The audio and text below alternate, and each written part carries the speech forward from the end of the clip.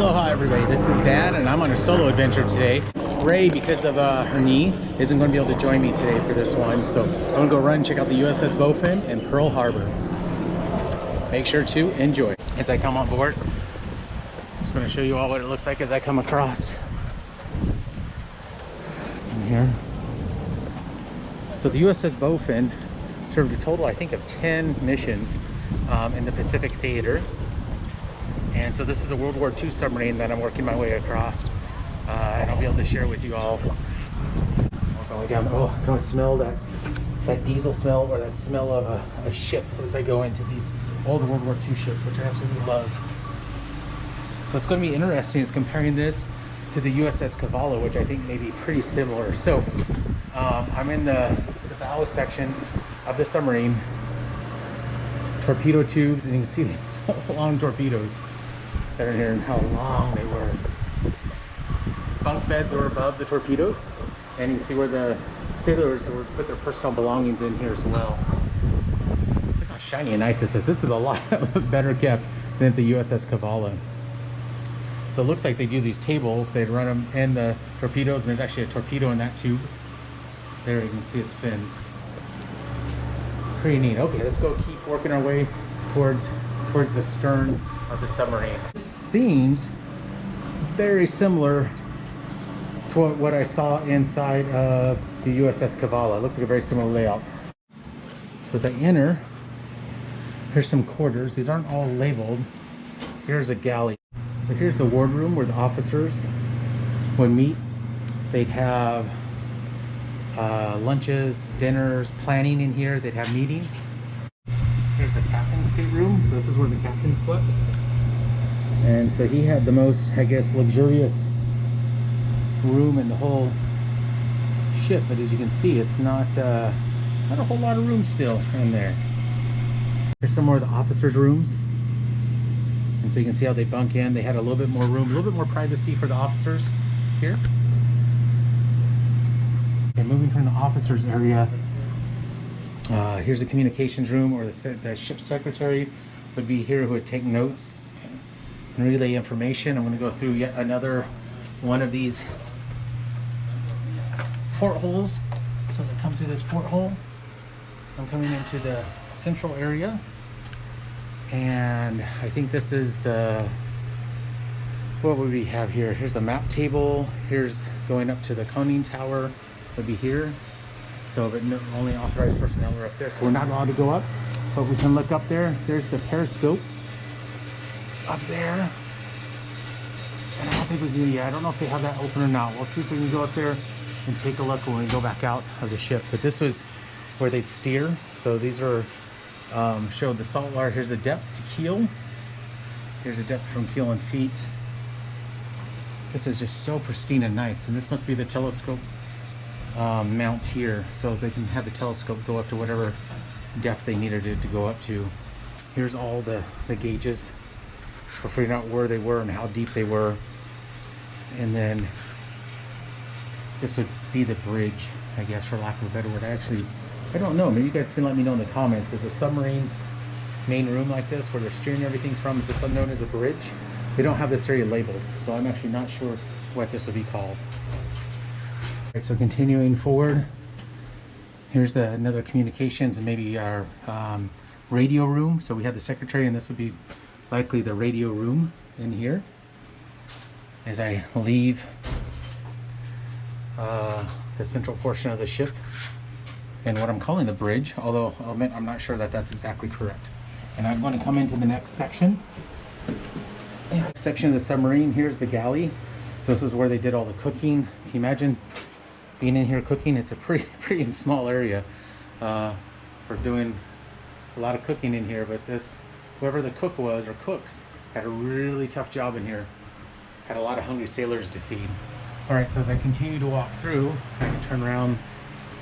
You'll see here's the mess where the sailors would sit, and as they show, I guess they'd be 3 and 3, so they must have shifts that they would eat in here. And here's a picture of the sailors eating. They have books here. So one of the other submarines I toured actually ended up having checkerboards and chess sets on top of the tables. and so they could actually entertain themselves when they had a few minutes. The next section I'm in is actually, looks like the main living quarters. There's 3, 6, 9 times 4.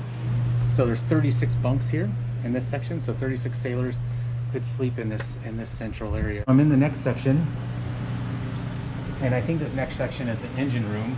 These look like big old engines. Watch my head up here. These look like big old engines to drive the propellers for the submarine.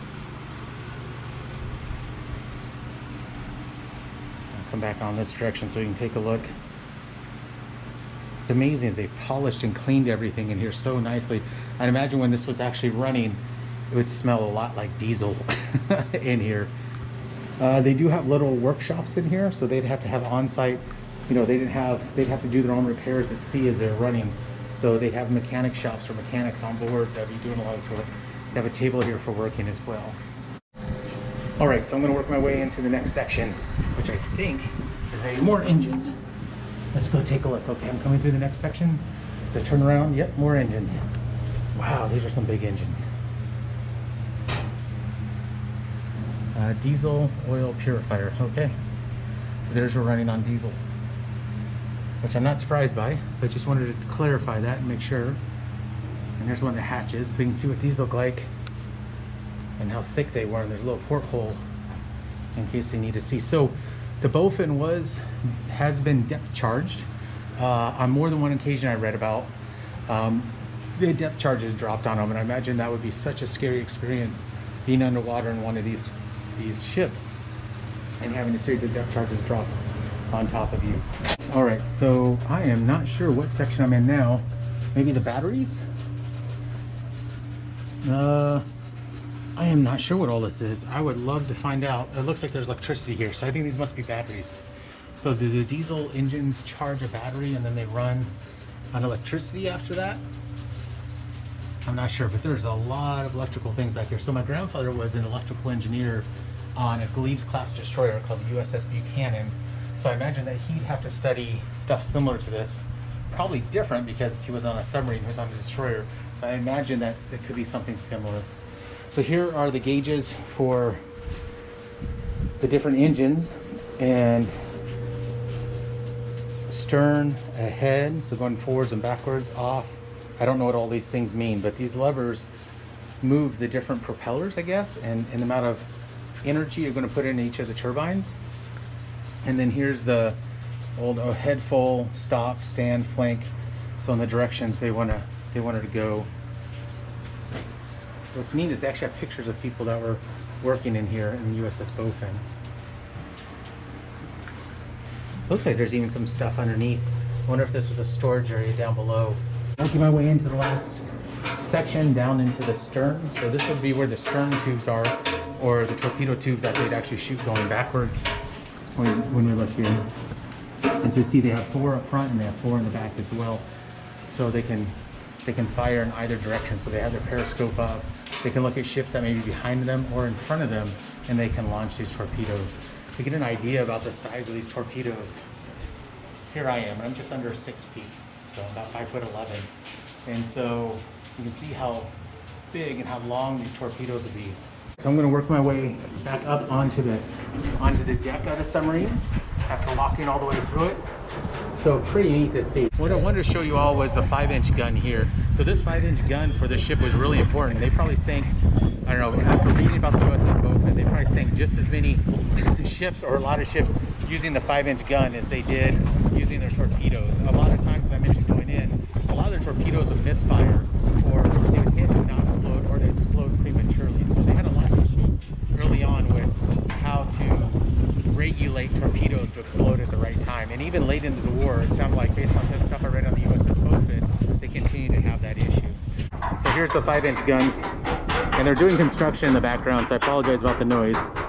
But here's what the 5-inch gun looks like. And you can actually sit here and look through the targeting binoculars right there. Here's what the 5-inch gun looks like going around the back. We can walk up towards the conning tower on this one, and we can take a look at their anti-aircraft gun. That's up here,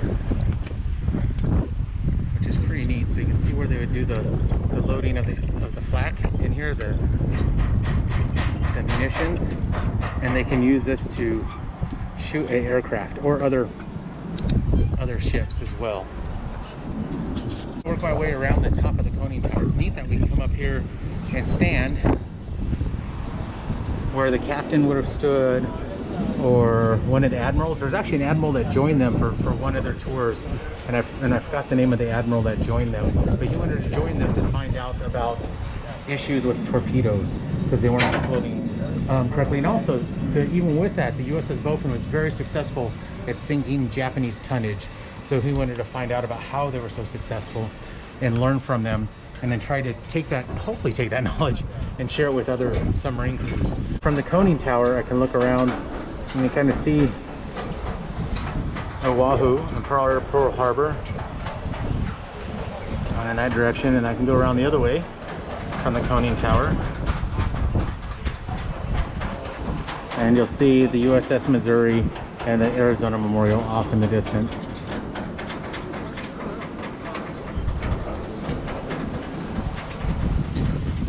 You can also see the 50 caliber machine gun up front. If you enjoyed this video, please like the video. Please share it with others who may enjoy these types of videos. Please check out some of our other ship videos. So I'm very into World War II naval history, and we've done a couple ships so far. We did the USS Stewart, which is a destroyer escort in Galveston, and then I've also done the USS Cavallo, which is a submarine very similar to this one, USS Bowfin. So make sure to check those out as well. Please subscribe to keep up on all our adventures and check out our other videos. And make sure to hit the bell for notification once you do subscribe, so you know when we come out with new material. And thank you very much for joining me today to check out the USS Bowfin here in Pearl Harbor. Thank you all for joining me, and make sure to enjoy.